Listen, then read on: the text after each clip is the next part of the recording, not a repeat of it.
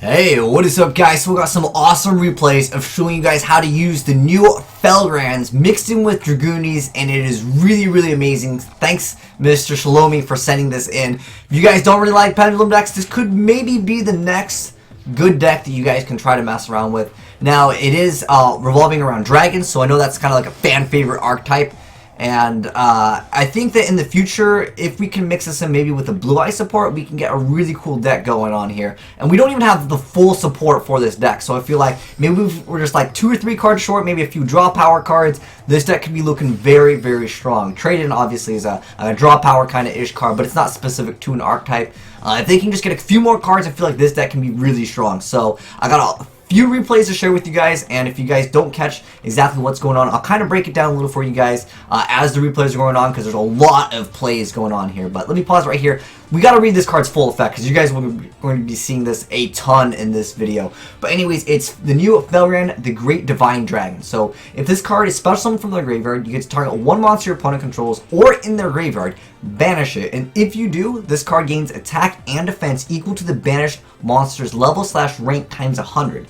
If this card destroys an opponent's monster by battle, not sending it to the graveyard, you can target one level 7 or 8 dragon type monster in either player's graveyard except for Felgrand, the Great Divine Dragon, special summon to your side of the field. That's an insane effect. Not only do you get to banish a card, but then you get to go even stronger. You get to boost up your attack, and then when you kill something, you get to bring back another dragon, and that's not anything that's being limited by like, oh, it has to be like a non-synchro one. You can get out your synchros that you've summoned in Dragunities with that Felgrand, the Great Divine Dragon. That's what makes this deck super strong.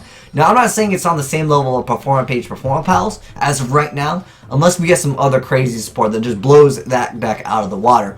But I'm feeling like Performance Mage and Performance Pal more than likely going to take a huge hit. Like, we all know that that's going to be coming. I don't even know when the heck the ban list is coming out. But if that deck gets hit really hard, this could be a really strong deck. And if you combine it with Crystal Wing Synchro Dragon, again, you can get out this card with Divine Dragon Felgrand.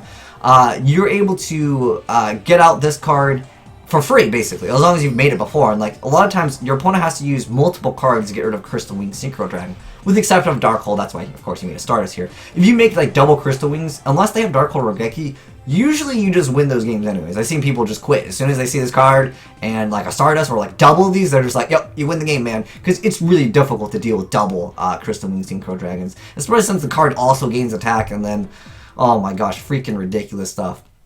Like I said, I got a few replays to show you guys how powerful this deck can be. So, this next matchup is going to be against Burning Abyss. It's like, oh dude, is this playing against all the decks of last format? Like, I feel like it beats a lot of decks right now. But it's not, again, it's just not on that level of Performance Page Performance Pals. Not right now. Again, we get some crazy support in the future.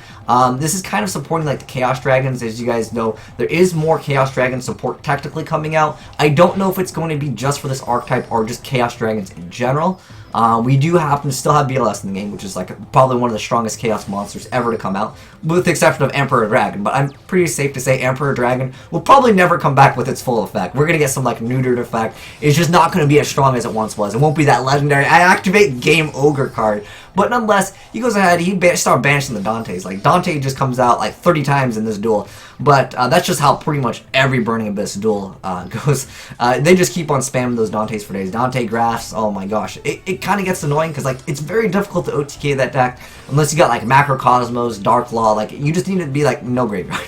But what I like with that other card though, the Felgrand, the Great Divine Dragon, is you don't have to send that monster to the graveyard, which is actually pretty relevant. Some cards, you know, they don't have to go to the graveyard, they go into other areas. It just has to destroy an opponent's monster by battle, and that's really good. You can see, like, whenever I see a Burning Abyss player that not make Dante, I'm like, oh, something's up over there. He goes ahead and busts out the Zen mains. Unfortunately, he was not able to use Gospel Revival, which is a super strong card in this deck. He goes, I don't know why he attacked, he tried to crash with the Zen mains right there. Not the smartest of ideas, but nonetheless, like, you gotta eventually get rid of the attachments on Felgrand. I'll be realistic, because yeah, this card can be really annoying. Sometimes you make this card, like, you combo this card with like an Aturi Beast, I remember Sylvans used to do that card. Like, they combo this and a Tree Beast, and you're like, oh, dude, I'll scoop it up, man. Like, it's too difficult to deal with some of those combos. But anyways, he goes ahead and busts us out. Banishes Dante. Dude, how many Dante's banished? All of them, pretty much, except for one. Man, but Dante just setting off himself to the Shadow Realm here, because this card is so amazing. Like, you get to get a free card. It gains attack. It banishes a monster. Oh, this is when you know you've pretty much won the game against Burning Abyss. When they're desperate and they go for that Acid Golem play, it's pretty much like, oh yeah, pretty good. Oh, one thing important that I need to mention with Gospel Revival, because this card's amazing. Let me go ahead and break it down for you guys real quick, because it is a card that we haven't really talked about. It's a spell card that says target a level 7 or 8 dragon monster in your graveyard. You get to special summon it, and that's basically its effect. But there's a bonus effect. If a dragon type monster you control would be destroyed by battle or by card effect while this card is in your graveyard, you can banish this card instead. So not only does it get you like any level 8 Synchro or 7 from your graveyard, it also can obviously get the Felgrand, the Great Divine Dragon. Again, going with that whole Chaos Dragon support. I want to see the dark ones. I'm really waiting to see how good they make the dark ones, because as of right now, if you just play Felgrand, and I guess some of the Blue Eye support, it's not like the best synergy. I feel like it could be so much better. We need some like I guess like Curry Bandit would be maybe like an option. We need some other cards that can just like dump cards in the graveyard. Specifically, they need darks, and once they come out with better darks, like I know Red Darkness Metal Dragon's amazing, but like I said, like this deck is crazy. He's just banishing the Acid Golem, going to go ahead and attack over that, and then that card banishes the Red Darkness Metal. Keep him alive for one more turn, but it doesn't really matter. He's got Horn of Heaven, Ultimate Providence, which is actually a new card. A lot of people are trying out. It's great in Burning Abyss. You got monsters to discard for days, right? But look at this play over here. Look at his field, dude. You'd be like, what kind of format is this? Why is there like 5 dragons that successfully were summoned? Where's the Fire Lakes? Oh wait, they're already in the graveyard, Kappas. But yeah, I would have quit right there too. Well, he didn't quit. He just like, oh, that was definitely going to be game over that. And man, this deck it's looking pretty cool. And I'll get you guys the deck profile real soon, because I think a lot of you guys will want this, because it's something new, and on top of it being new, it's not Pendulum, and I know a lot of you guys don't like Pendulums. I understand your feelings towards them. There's also this small card, which we haven't really seen, so we'll kind of talk about this guy over here. This guy is Paladin of Felgrand. So if the card is normal or special, you get to equip a level 7 or 8 dragon monster from your hand or deck to this card. So it instantly allows you to put this card in the graveyard, essentially is what it comes down to. And then while equipped with a card is unaffected by other monster effects. So that's pretty good.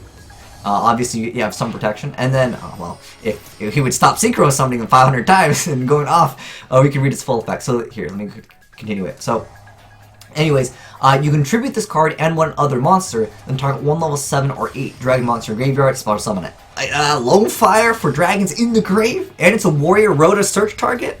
Dang, dude, that's looking pretty good. And like, he's got double Felgrands right here. You can exceed into like the Exceed Felgrand. I don't know. I look at this deck, guys, and I think like this deck honestly has just a little bit of potential here. We're just a few short cards of this deck being like relatively like high tier, and like even though he's playing against a lot of what I would consider like not tier 0, well basically anything but Pepe right now is basically just not going to do well against Pepe. Let's be realistic here. But I feel like it's just a few cards short, and once maybe if the Dark Dragons are good, or if they get more support, I know that they need to release obviously the Darks, because we have the Lights, that's great, we have a lot of the Blue Eye support, and at that point he just goes, it's game over, man. He made the Heliopolis, which this card, if you guys didn't know, it actually doesn't target, so if maybe you're playing against Cosmos, hey, you can definitely make some good use of that card.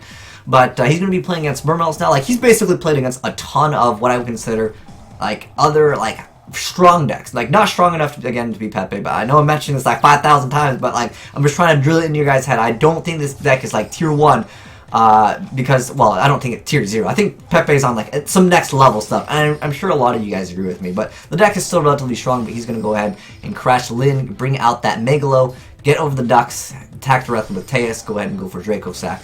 Now, if you guys are a Mermail player, don't make Draco Sack anymore. For the most part, I think the most appropriate card to always make is Gaios. The reason why is because if you don't OTK, you're going to get wrecked next turn. You have to be able to try to stun your opponent, and Draco Sack doesn't offer. Look, he just banishes Draco Sack, is like, oh, I'm going to get more free cards. Zephyros attack over that. That'll attack over the token. Unfortunately, there's no cards for him to get out of the graveyard. Not yet. Soon. Soon we will see those cards, because that card effect is crazy. Why does it have to gain attack? And it doesn't even like, oh, it gains attack until end turn. No, this forever, man. It's just going to be super strong. And then he special summons it again. He's like, oh, I'm going to banish your Gund over here so he can't you know, use it in the graveyard, because obviously that card's a pretty good card in the graveyard. There's cards like Salvage that can bring things back. Some people play like the Jar of Avarice and Mermails, but I feel like that card, it just might be a little too slow. I think Mermails, they have to OTK, especially if you want to be able to compete with some like the Pendulum decks that just keep on reoccurring. But Turge, gonna go ahead and re-add back the land.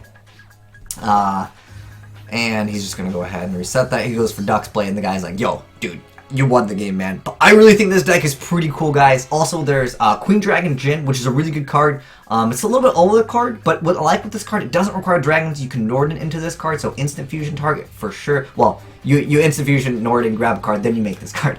But anyways, dragon type monster you control can't be destroyed by battle except for Queen Dragon Djinn. You can attach a material from this card, target 5 or higher dragon monster graveyard, special summon it, can't attack, its effects are negated, but still, you're able to XYZ into things, and I think that that is really important in a deck that can play very aggressive. But I think this deck's pretty good, guys. Let me know what you think of this deck, because I think it's actually pretty good. Let me know if you guys have any other combos or other cards that you can mix in with this deck. But thanks for watching, guys. Make sure you guys give that like button a titty slap and maybe subscribe if you are new. But anyways, thanks for watching, guys. It's been your boy Will Smith. Catch me on Independence Day 2 coming to a theater near you. But I'm signing out.